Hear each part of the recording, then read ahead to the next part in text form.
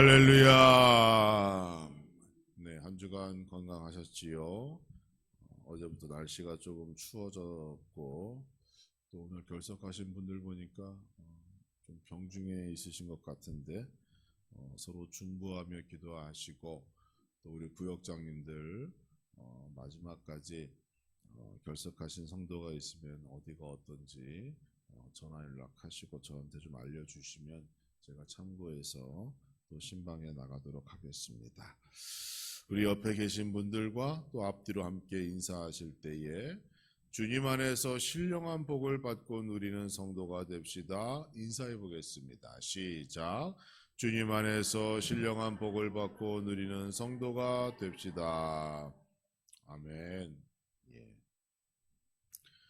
인간의 눈을 연구하는 학자들은 눈에 대하여 알면 알수록 우리가 학교에서 배웠던 그 진화론에 대한 의심을 품을 수밖에 없다고 합니다.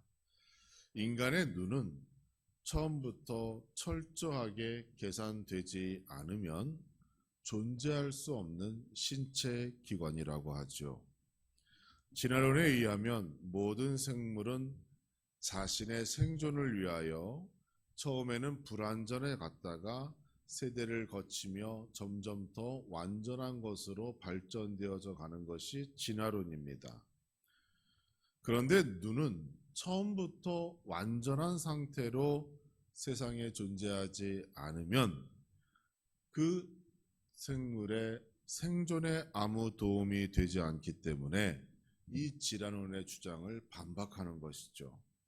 처음부터 지적 설계자, 저희는 하나님이라고 저희가 믿고 고백하고 있는데 그 어떠한 지적 설계자에 의하여 어떠한 목적을 가지고 처음부터 잘 설계되어지지 않으면 그 인간의 눈은 존재할 수 없는 그러한 기관이라는 겁니다. 더 놀라운 것은 시각 정보, 즉 우리가 눈으로 보는 순간 70% 이상이 뇌에서 벌써 그것을 다 처리해 버린다는 거예요. 인간의 눈은 단순히 보는 감각기관이 아니라 일종의 고성능 센서와 같고 또 초고도의 정보 처리 능력이 있는 그러한 시스템과 같아서 눈으로 보는 즉시 뇌가 판단하고 분석하고 결정짓는다는 겁니다. 물론 인공지능도 보는 것과 생각하는 것을 같이 할 수 있다고는 하지만 이것을 인간만큼 동시에 이루어낼 수는 없다는 것이고 이러한 것을 보면 하나님의 창조가 분명한 사실이다라는 사실을 다시 한번 우리에게 말해주고 있습니다. 또 인간의 눈은 사물을 보는 시각적인 역할만 하는 것이 아니라 우리 인간은 영적인 동물이기 때문에 사람과 사람을 만나 그 관계를 형성하는데도 그 눈이 가장 첫 번째 중요한 역할을 한다는 것이죠.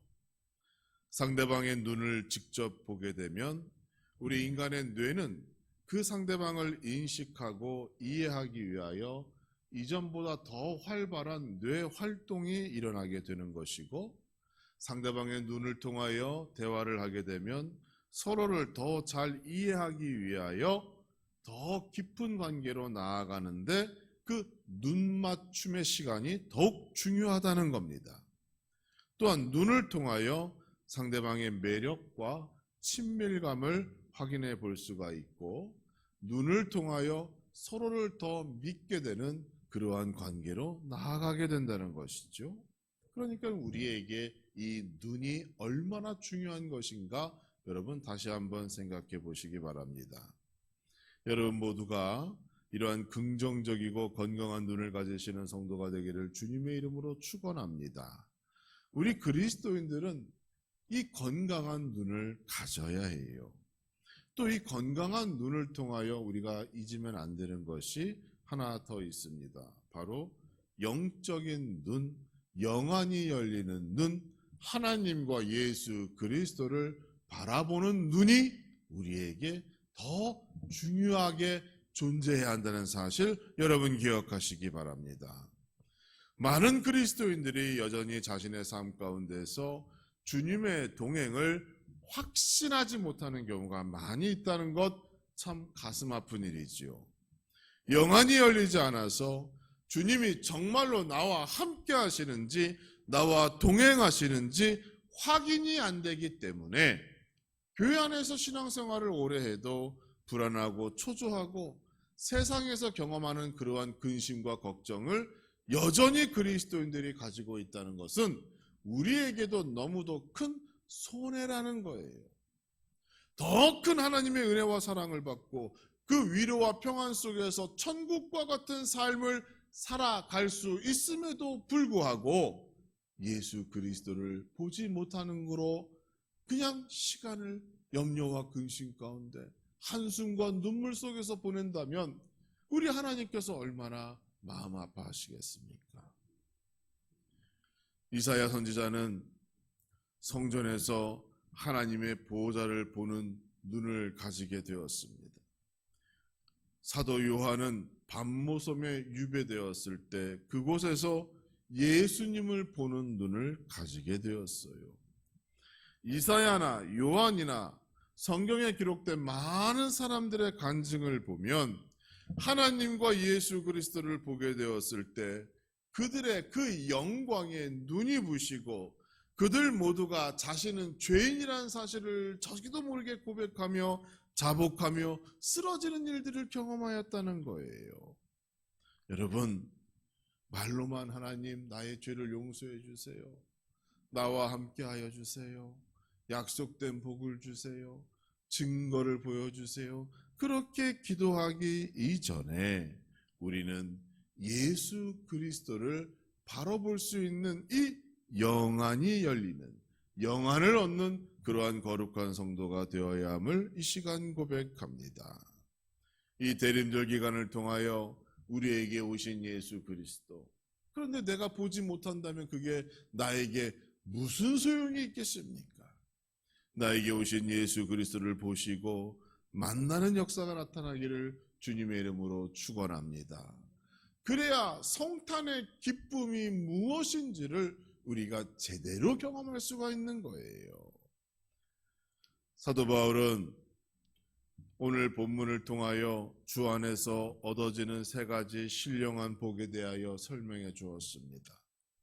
그리고 이 신령한 세 가지 복을 얻기 위해서는 오직 예수 그리스도를 볼 수 있어야 한다라고 그것을 전제로 우리에게 이 신령한 복 세 가지를 말해주고 있는 거예요. 사랑하는 성도 여러분, 우리 모두가 영안이 열리고 예수 그리스도를 이 대림절 기간 동안 다시 한번 바라보며 확신하며 오늘 본문에서 말하는 그 세 가지의 그 신령한 복, 그 복을 경험하는 이 대림절기와 여러분 모두가 되기를 주님의 이름으로 축원합니다. 그러면 바울이 말하는 그 신령한 복은 과연 무엇입니까? 가장 먼저는 바울은 죄인이었던 우리가 하나님의 자녀가 되었다는 것, 그게 가장 첫 번째 신령한 복이다라고 우리에게 말합니다. 예수님을 나의 구주로 보게 되고 영접하여 나의 마음에 모시게 되었을 때 어떤 신령한 복이, 어떤 하늘의 은혜가 내 안에서 살아 역사하게 됩니까? 바로 죄인에서 그 전에 마귀의 자녀로 살아가던 내가 하나님의 자녀로 변화되어주는 축복, 거듭남의 복을 하나님께서 나에게 허락하여 주신다는 거예요. 예레미야 17장 9절의 말씀을 보면 모든 인간의 상태를 이와 같이 말합니다. 만물보다 거짓되고 심히 부패한 것은 마음이라. 인간은 마음으로부터 부패되었어요.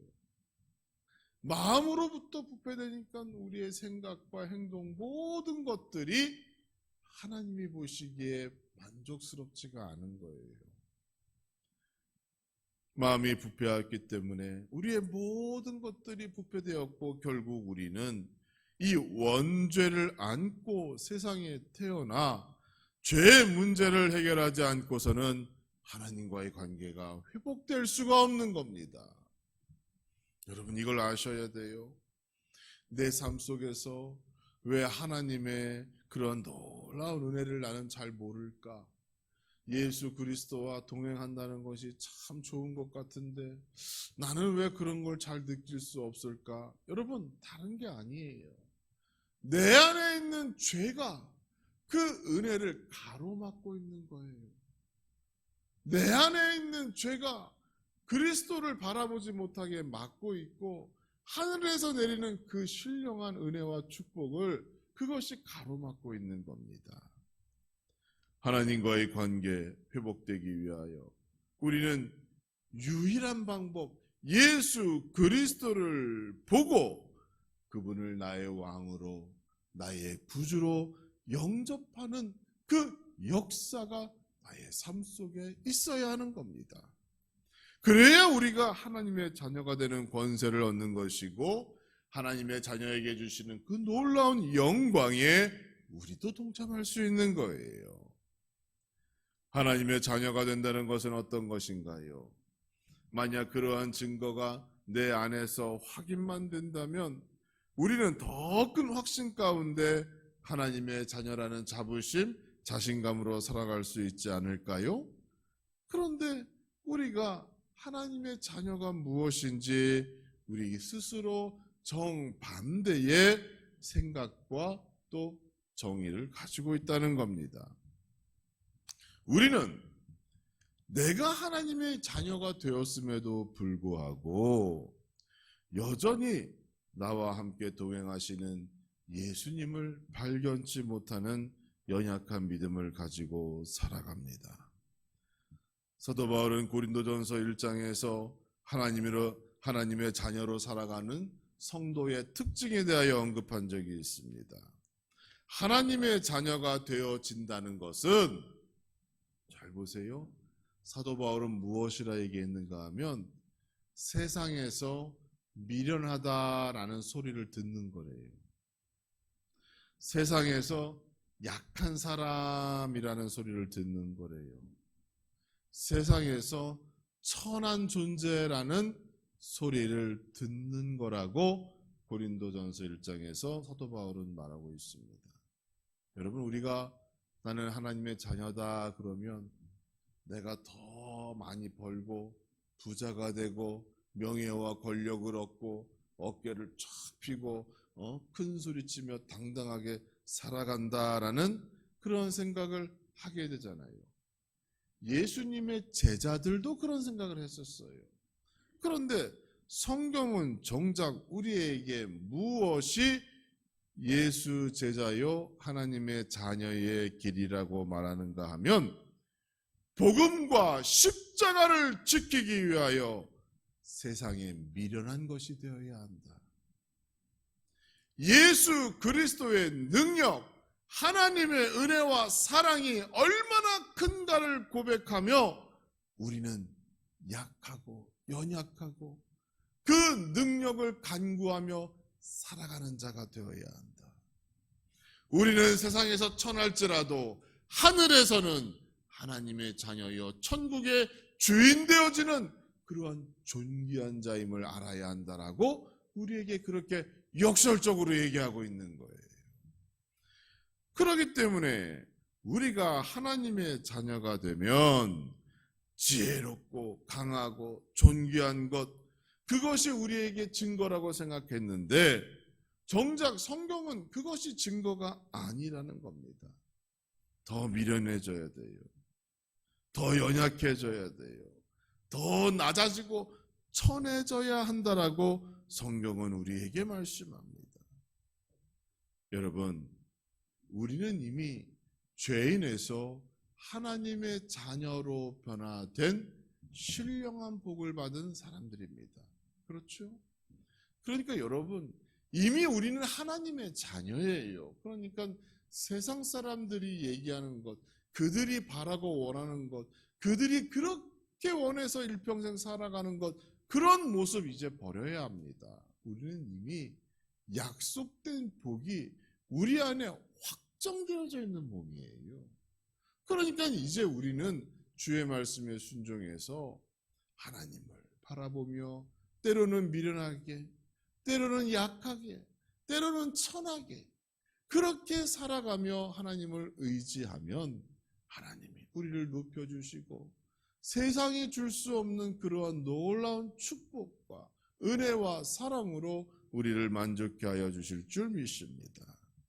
이 대림절 기간 동안 이것이 우리 안에 증거로 남아야 하는 것이에요. 이 대림절 기간 동안 이러한 하나님의 자녀된 증거가 여러분에게 있기를 주님의 이름으로 축복합니다. 두 번째로 오늘 본문에서 신령한 복은 무엇이라 얘기하는가 하면 예수 그리스도께서 우리의 모든 죄를 사하여 주셨습니다라고 사도 바울은 고백합니다. 우리의 영안이 열려 나와 함께 하시는 예수님을 발견하게 되었을 때 우리가 경험하는 가장 큰 기쁨은 예수님으로 말미암아 이제는 모든 것이 가능하게 되었다라는 점이에요.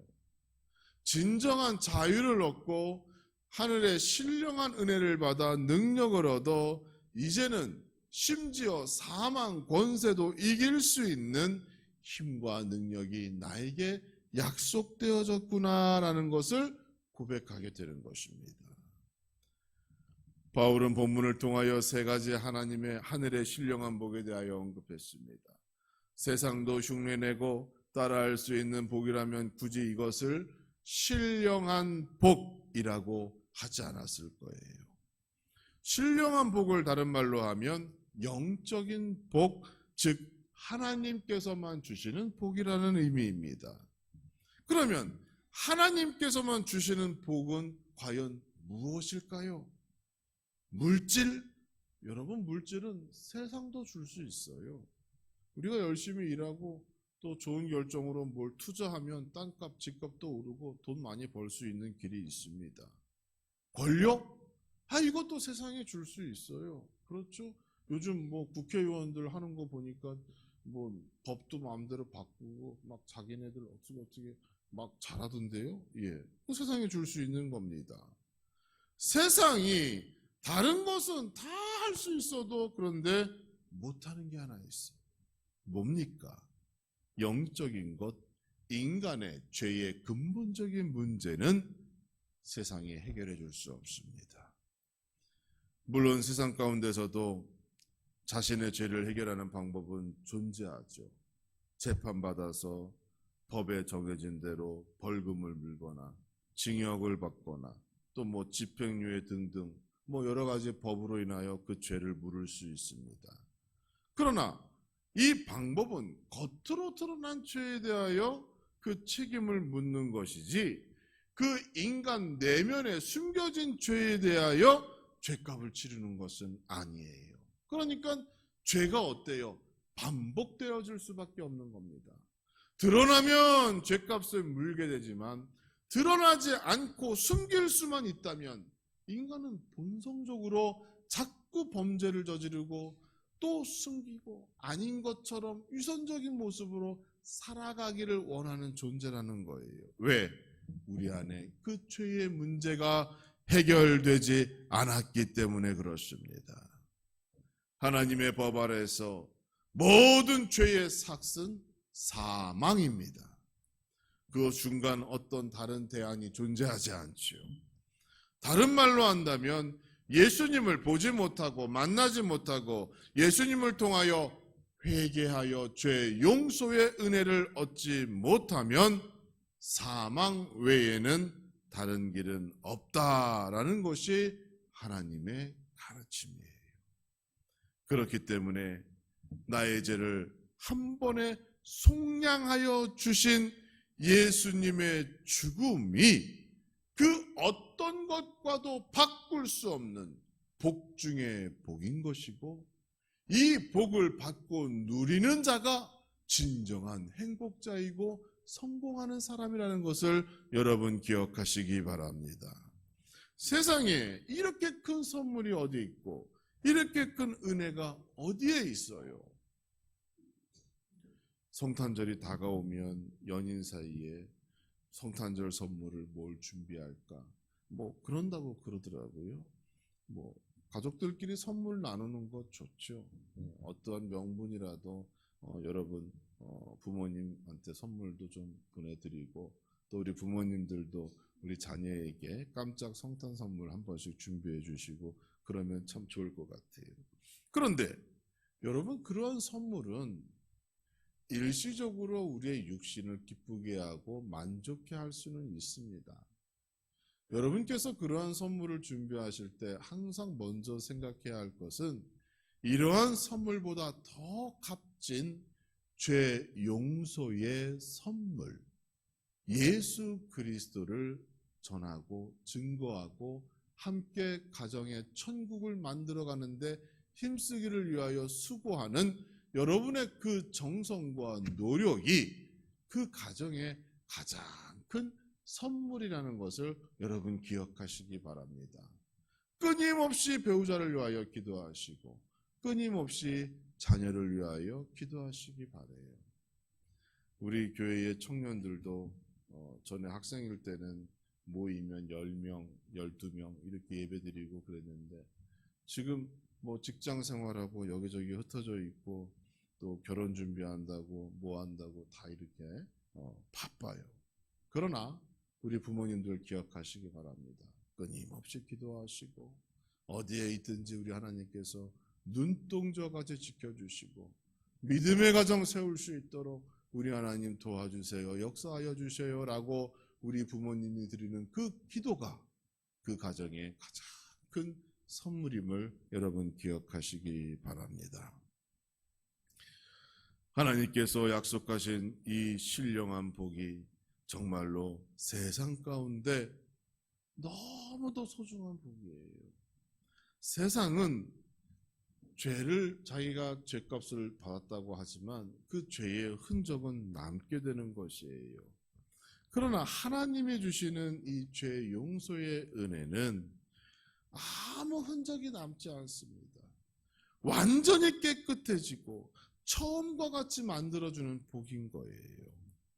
우리의 과거를 지워주시고 그 어떤 책임이나 그 어떤 대가도 원치 아니하시는 그 놀라운 하나님의 은혜, 그 완벽한 은혜, 그게 예수 그리스도를 통해서만이 가능하다는 사실입니다. 사도 바울은 오늘 본문에서 다음과 같이 고백합니다. 우리가 그리스도 안에서 전부터 바라던 그의 영광의 찬송이 되게 하려 하심이라. 과거에는 죄인된 몸으로 부끄러웠던 우리가 이제는 영광의 찬송이 되게 하시려 예수님이 이 땅에 오셨다라고 고백하는 것입니다. 우리의 신분이 달라졌어요. 가치가 변화되었습니다. 그러므로 이러한 신령한 복을 받은 우리는 더욱 감사와 영광을 돌리며 이 대림절기를 보내는 의미 있는 인생을 살아야 할 줄 믿습니다. 여러분, 이 대림절기 기간 동안 죄인으로 부끄러웠던 우리를 이제 영광의 찬송으로 변화시켜 주시고 하나님께서 자랑하시는 그런 여러분과 여러분의 가정 되어지기를 주님의 이름으로 축복합니다. 또 하나의 복이 있어요. 하늘에 계신 하나님께서 내 안으로 들어오신 축복이 남아 있습니다. 예수 그리스도께서 이 땅에 오신 사건이 왜 그렇게 놀랄만한 사건인가요? 어떠한 기적을 동반하거나 세상을 깜짝 놀랄 만한 사건이 일어난 것이 아니에요. 베들레헴 한 작은 마구간에서 일어난 사건입니다. 보잘것없는 일이잖아요. 그러나 예수 그리스도의 탄생은 메시아의 탄생이에요. 구약 성경의 예언과 성취의 아주 중요한 사건입니다. 세상 사람들은 관심이 없으나 그렇지 않아요. 미가서 5장 2절의 말씀을 보면 베들레헴 에브라다야, 이스라엘을 다스릴 자가 네게서 네게로 나올 것이라 라고 예언되어져 있어요. 이미 구약 성경에 베들레헴에서 메시아가 탄생되어질 것이 예언되어졌다는 겁니다.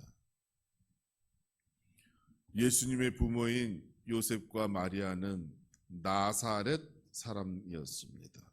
그런데 당시에 로마 황제가 명령을 내렸어요. 세금을 걷어야 하는데 정확한 인구조사, 호구조사가 되지 않으니까 그럴 수가 없어서 세금을 걷기 위한 호구조사를 실시하게 됩니다. 그래서 이 예수님의 부모인 요셉과 마리아는 나사렛 출신, 나사렛에 사는 사람이었지만 자기의 본향, 그러니까 본적이에요. 본적이 어디로 되어 있는가 하면 다윗의 마을 베들레헴으로 되어 있었습니다. 그래서 그들이 호구 조사에 응하기 위하여 베들레헴에 방문하게 됩니다. 그런데 이 호구 조사 기간이 짧았어요. 이 짧은 시간 모든 사람들이 호구 조사에 응하기 위하여 본향, 자기의 본적으로 가다 보니 그 시골 마을 베들레헴에 잠잘 수 있는 공간이 남아있질 않게 된 겁니다. 그래서 요셉과 마리아가 여관의 창고, 그러니까 지금으로 얘기하면 조그만 골방 같은 곳이고, 그리고 그곳에 뭐 양이나 염소도 같이 들어가 있는 그런 어떤 골방에 들어가 하룻밤을 머물게 될 때, 그때에 예수 그리스도께서 마리아의 몸을 통하여 탄생하게 됩니다. 이것만 보면 예수님의 탄생은 누구도 기억하지 못할 작은 동네에서 일어난 사건이지만 사실 이것은 거룩한 하늘에 계신 하나님께서 인간의 몸으로 이 땅에 오신 놀라운 사건이 되는 겁니다. 중보자 되시는 예수 그리스도를 통하여 하나님을 만날 수 있는 길이 열리게 된 거예요. 그러니까 이것이 얼마나 큰 축복입니까? 하늘에 계신 하나님께서 나와 함께 하심을 확증하게 된 날이에요. 세 번째 복이 우리에게 임한 겁니다. 예수 그리스도를 통해 누구든지 하나님을 얻을 수 있고 만날 수 있고 경험할 수 있고 그 하나님이 살아계심을 날마다 경험케 할 수 있는 복이 임하게 된 겁니다. 성탄절 시즌이 되면 가장 많이 듣는 단어가 영광입니다. 왜 영광일까요? 하나님께서 보잘것없는 나를 만나시기 위하여 이 땅에 오셨기 때문에 그날이 영광된 날인 거예요. 감사와 영광 외에는 아무것도 없는 겁니다.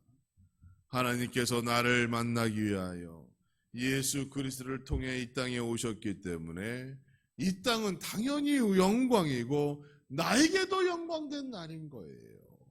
이러한 영광 속에서 하나님을 나의 마음속에 모시고 살아가게 될 때에 이제 우리는 이전과는 다른 놀라운 변화가 우리의 삶 가운데, 심령 가운데 일어나게 되는 겁니다. 생각해 보셔요. 전능하신 하나님께서 내 안에 계십니다. 염려와 근심을 왜 해요? 우리 하나님은 전능자 되시는데 하나님께서 내 안에 계시기 때문에 우리는 하나님을 아버지라 부를 수 있게 되었어요. 하나님의 관심이 이제는 나의 관심입니다. 하나님께서 하시는 일 이제는 외면할 수 없어요. 순종하며 거기에 동참해야 하는 겁니다. 이전에는 세상에서 악을 즐기고 상대방의 잘못되는 것을 보면 즐거워하며 그것이 나의 기쁨이라고 생각할 때가 있었으나 지금은 그렇지 않은 거예요. 내 안에 하나님, 예수 그리스도, 성령님께서 계시기 때문에 우리가 보면 긍휼한 마음을 갖고 그들을 위하여 기도하게 되고 그들을 위하여 어떻게 하면 저들도 하나님 예수 그리스도를 만날 수 있을까라고 그런 거룩한 생각을 우리가 하게 되는 겁니다. 사랑하는 성도 여러분, 예수님을 보는 영안이 열려 오늘 약속된 세 가지 신령한 복을 경험하는 성도가 되기를 주님의 이름으로 축원합니다. 재미없고 시시한 신앙생활이 아닙니다. 하나님께서 약속하여 주신 그 신령한 복을 통하여 여러분 하는 일마다 기쁨과 감사가 넘치고 하나님의 영광이 여러분의 삶 가운데 드러나기를 주님의 이름으로 축원합니다. 12월도 이제 딱 절반이 남았어요. 어떤 분들은 그러겠죠. 이제 얼마 안 있으면 나이 한 살을 더 먹는구나. 이런 생각이 아쉬움으로 내 안에 남으면 안 되는 겁니다. 올해 우리가 아쉬워하고 안타까워할 것은 나이 한 살 더 먹는다. 올해 이것도 못하고 저것도 못하고 실패도 하고 아유 망했다. 그런 게 아닙니다. 우리가 아쉬워할 일이 있다면 더 많이 하나님께 감사하지 못했고 예수님께 모든 영광을 돌리지 못하며 살아온 2025년도를 보며 아쉬워해야 하는 거예요. 이러한 성숙한 믿음으로 변화되는 여러분 되시기를 주님의 이름으로 축원합니다. 이 한 주간을 보내실 때에 나에게 주신 이 신령한 세 가지의 복, 이 복을 주기 위하여 이 땅에 오신 예수 그리스도를 다시 한번 소망하시고 감사함으로 이 한 주간을 더욱 의미 있고 복되게 보내시는 여러분 되시기를 주님의 이름으로 축복합니다.